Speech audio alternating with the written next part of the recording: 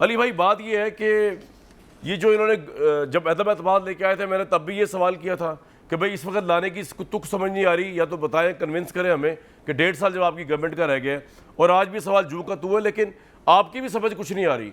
आज वो स्पीकर कौमी असम्बली वेट करते रहे आपका, आप लोग पंजाब के अंदर ज़िमनी इलेक्शन में जा रहे हैं, पंजाब में आप गवर्नमेंट छोड़ने को तैयार नहीं हैं, फेडरल के अंदर आप कह रहे हैं कि जी हमने ना किसी प्रोसेस का हिस्सा बनना है, ना किसी डायलॉग का हिस्सा बनना है, हमने पार्लियामेंट का हिस्सा नहीं बनना, और वो भी अभी तक डिसाइड नहीं है कि बनना है कि नहीं बनना, क्योंकि तस्दीक आप में से किसी एमएनए ने जाके नहीं की। तो सर पॉलिटिकल मामला से निकालने के लिए अहम तरीन पार्टी तहरीक इंसाफ, धरनों और आज़ादी मार्च के अलावा कोई और पॉलिटिकल लाहेमल भी है आपके जहन में? मैं ज़रा बता देता हूँ, मुझे तो ये समझ नहीं आ रही, तो वो तो बिल्कुल ठीक साहब भट्टी साहब बात कर रहे। ये कहते क्या थे? कहते ये थे ये नाहल हैं, ये नकम्मे हैं, ये नकट्टू हैं। हम आएंगे, मिफ्ता इस्माइल, खाकान अब्बासी, मुसद्दिक भाई कहते क्या थे? पुराना पाकिस्तान वापस आएगा, 70 रुपये का पेट्रोल हो जाएगा, 12 रुपये की यूनिट बिजली की प्राइस हो जाएगी, दालें कम हो जाएंगी, आटा 35 रुपये का हो जाएगा, और पाकिस्तान में दूध और शहद की नहरें बहने लग जाएंगी। और ज़्यादा नहीं, जैसे ही हम आएंगे, और अब जब इनको हमने जो पाकिस्तान दिया, इनके गवर्नर स्टेट बैंक जो इन्होंने लगाए हैं, उनकी आप चला दें ऑडियो, वो क्या कह रहे हैं कि पाकिस्तान जितना स्टेबल उस वक्त था, उससे पहले कभी पाकिस्तान इतना स्टेबल हुआ ही नहीं। वो क्या कहते हैं कि पाकिस्तान के अंदर जो एक्सपोर्ट्स थी वो आपकी 39 अरब डॉलर पे पहुंच गई थी, पाकिस्तान की तारीखी हद तक पहुंच चुकी हुई थी। आपकी रिमिटेंसेज जो 18.5 अरब डॉलर की छोड़ के गए थे, वो 32 अरब डॉलर पे पहुंच चुकी हुई थी। आपकी जो लार्ज स्केल मैन्युफैक्चरिंग थी वो 6% पे पहुंच चुकी हुई थी। आपकी स्मॉल मीडियम इंटरप्राइजेज वो तरक्की कर रही थी, कंस्ट्रक्शन, हाउसिंग, हर चीज़ नए रिकॉर्ड तय कर रही थी। और उसके बाद पाकिस्तान ने मसाइल क्या देखे थे? दुनिया का एक सदी का सबसे बड़ा वबा देखी, कोरोना, और इकोनॉमिस्ट कहता है पाकिस्तान दूसरे नंबर पर पूरी दुनिया के अंदर।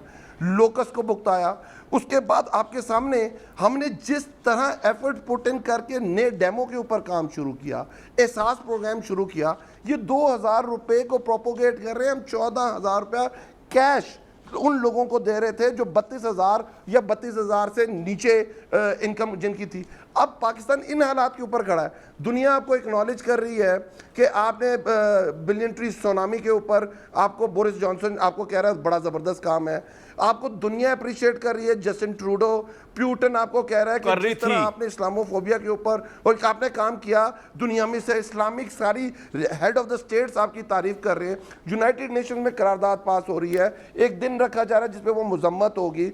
आपके दौर में अफगान इशू सेटल होता है, कितना बड़ा कॉन्फ्लिक्ट, 20 साल की जंग खत्म होती है और किसको पीसफुली डील किया जाता है। तो इनके पास क्या था? इन्होंने आना तो और फैसले करने तो चीजें ठीक हो जानी थी जो इनके मुताबिक हैं। पर हुआ क्या? पाकिस्तान की तारीख की बदतरीन लोड शेडिंग हो रही है। पाकिस्तान की तारीख का सबसे एक हफ्ते के अंदर 60 रुपए पेट्रोल और डीजल बढ़ा दिया है। पाकिस्तान की तारीख की सबसे ज्यादा इलेक्ट्रिसिटी हाइक 45% इन्होंने कर दी है। पाकिस्तान की तारीख की सबसे ज्यादा गैस टैरिफ हाइक इन्होंने कर दी है 47%। डॉलर पाकिस्तान की तारीख का सबसे ज्यादा 200 टच कर चुका है। पाकिस्तान की स्टॉक एक्सचेंज गिरावट की हद छूती 3100 पॉइंट्स के ऊपर आ चुकी हुई है। हम जब गए थे हमारा डेट टू जीडीपी रेशियो 71% था। जब हमने इनसे गवर्नमेंट ली थी हमारा डेट टू जीडीपी रेशियो 84% था।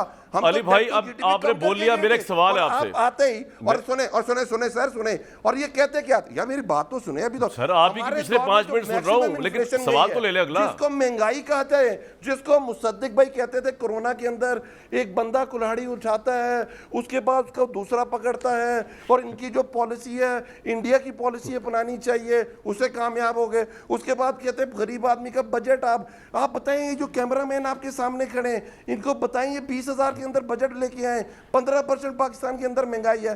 सर अभी जो जिन्होंने हाइक की है, नेक्स्ट मंथ आपको मैं बता के जा रहा हूं, पाकिस्तान की जो इन्फ्लेशन है, पाकिस्तान की रिकॉर्ड तारीख 25% से 30% के अंदर होएगी। और इनके पास हल नहीं है। हल कौन दे रहा है? खुर्रम दस्तगीर के 1 जून के बाद कोई लोड शेडिंग नहीं हुई, उसके बाद चेंज करके मुसद्दिक भाई और खाकान अब्बासी को बिठा दिया।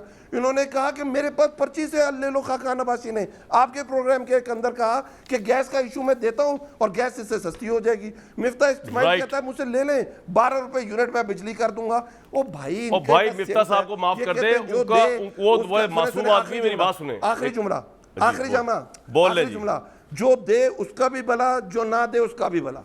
अल्हम्दुलिल्लाह आपने उसी तसलसल को बरकरार रखा था जिसको इन्होंने पहले भी कह रही किया और अब भी किया है। मिफ्ता भाई को कुछ ना कहा करे, वो बड़े मासूम आदमी है। उस्ताद मोहतरम, ये सर गलत सुन नहीं। तो ले, आपके फिगर्स नहीं है आपके पास, हमारे पास जब इनकी गवर्नमेंट आई सर सुन तो ले अली भाई, इस वक्त तो 84% था, अनब्राइडल्ड हॉर्स हुए में आप 73% था। ओ मेरी जान बात तो सुन ले, क्या हो गया? मैं कह रहा हूँ मिफ्ता वो सर, कुछ ना आपकी कहे, तो जान है सारे। सुन तो ले। मिफ्ता कुछ यार और मेरी हद तो हो गई वैसे भी भाईजान, आपकी जान पे नजर है। ये जब आजादी मार्च में ये तासुर उभरा कि आपको अगवा कर लिया गया है, ये आपका भाई वाहिद बंदा था जो अपने बेड पे लेटा ट्वीट कर रहा था आपके लिए, आवाजें उठा रहा था आपके लिए, चाहे था मैं अपने बेड पे, लेकिन आवाजें उठा रहा था आपके लिए। हद हो गई यार, प्रोग्राम में आवाज उठा रहा था। आज दुनिया को पता चल गया जी, आज दूसरी दुनिया बात को पता चल गया कि कामरान हमेशा वर्कर के साथ खड़ा है, और कामरान भाई रात 10 बजे बैठ गए। पता नहीं वर्कर के साथ खड़ा होकर ही खड़ा, आपके साथ तो बड़ा अरसा खड़ा रहा, अभी भी भाई हैं आप। लेकिन अली भाई मैंने कहा मिफ्ता को कुछ ना कहे, वो बहुत मासूम है, मुझे इंटरव्यू देके गए, उन्होंने कहा ये पेट्रोल और डीजल जो है ये आम आदमी तो खरीदता ही नहीं है, तो परेशानी की बात ही कोई नहीं है। और मैं इतना हैरान हुआ उनकी बात पे कि मुझे भी समझ नहीं आया मेरे आगे क्या पूछना। लेकिन मुसद्दिक मलिक साहब, कुछ जवाब है आपके पास? आटा सस्ता नहीं हो गया जी, अली नवाज आटा ईमान सस्ता साहब की नहीं हो बातों गया, वरना शहबाज का शरीफ ये को किसी और आपको रूप में सुनना देखते पड़ेगा आप। सर, जब तक आपकी गवर्नमेंट है। जान छुड़ाए, इलेक्शन कराए हैं मुसद्दिक भाई। देखें, बड़ी मैंने आपको सिंपल सी चीज़ें बताई हैं। एक वक्त था कि हम बड़ी आसानी से $4 की LNG ख़रीद सकते थे। आपको मालूम है आज LNG कितने की ख़रीदी जा रही है? जी, तो आप सोचें इस बात को कि कहाँ $4 की ख़रीदी जा सकती थी और कहाँ पे $28 की LNG का कार्गो ख़रीदा जा रहा है। जिस ज़माने में सौदे करके गए थे शाहिद खाकान अब्बासी साहब, मैं आपको एक एग्जांपल दे रहा हूँ, तो LNG का कार्गो जो वो सौदा करके गए थे वो तकरीबन 28 से 30 मिलियन डॉलर का आता था। आज वही कार्गो जो है वो 110 मिलियन डॉलर, 120 मिलियन डॉलर का आ रहा है। और उसकी वजह क्या है कि जब $4, $6, $8 का कार्गो ख़रीदने का वक्त था और अपॉर्चुनिटी थी, उस वक्त इस हुकूमत ने वो कार्गोज़ नहीं ख़रीदे। अब हम उनको इंशाल्लाह लॉन्ग टर्म कॉन्ट्रैक्ट्स दोबारा करके कीमत नीचे लेकर आएंगे। लेकिन आप ये गुमान में रखें, ये बात अपने जहन में रखें कि हमें आए अभी सिर्फ 50 दिन हुए और इंशाल्लाह ये मुसद्दिक साहब एक डेफिसिट्स बात करके बताओ आपको। गए हैं। देखें, बात ये है कि असूलन बात ये है कि हमने भी तहरीक इंसाफ के ऊपर जब क्रिटिसिज्म शुरू किया था, वो कुछ माह बाद किया था। मैंने खैर तब से शुरू किया जब से बुज़दार साहब को अपॉइंट किया था पंजाब में। लेकिन ऑब्वियसली कि मईशत वाली पॉलिसीज़ के ऊपर तो हम बात ही नहीं कर सके थे 3-4 को, जब तक रिजल्ट्स ना आए सामने। लेकिन प्रॉब्लम ये है कि उस वक्त भी जब हम बात नहीं भी करते थे तो अवाम के ऑप्टिक्स जो है वो बड़े इंपॉर्टेंट होते हैं।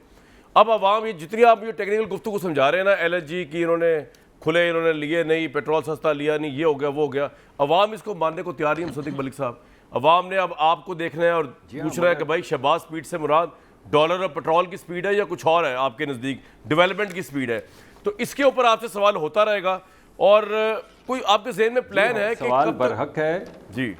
जी बिल्कुल, मैं आप- ये सवाल बिल्कुल बरहक है, ये सवाल ज़रूर होना चाहिए, लेकिन आपको कम से कम थोड़ा मौका देना चाहिए। अगर 40 या 50 दिन हुकूमत को बने हुए हैं तो आपको अभी हम एक बजट लेकर आएंगे, मुल्क को सुनने में यह आया कि IMF ने जो के साथ जो एग्रीमेंट हुआ था इमरान साहब की गवर्नमेंट का, और उसके बाद उसकी जो वायलेशन हुई, जो उन्होंने सब्सिडीज दी क्योंकि उसमें सब्सिडी की गुंजाइश नहीं थी। अब IMF आप इतना जलील कर रहा है इस गवर्नमेंट को और इस मुल्क को कि वो कह रहे हैं कि जो बजट के अंदर आप 10% सरकारी मुलाजमीन की लेट्स सपोज तनख्वाहें जो बढ़ाना चाह रहे हैं, वो भी आपको इजाज़त नहीं दे रहा IMF। ये बात सही है मुसद्दिक साहब? नहीं, ऐसी कोई बात नहीं है। इस वक्त कोई भी IMF की तजवीज़, वो चीज़ें जिस पे हमारी सॉवरन कमिटमेंट थी, यानी हुकूमत पाकिस्तान ने वादा किया हुआ था, वो चीज़ें वायलेट की पिछली हुकूमत ने जाने से पहले।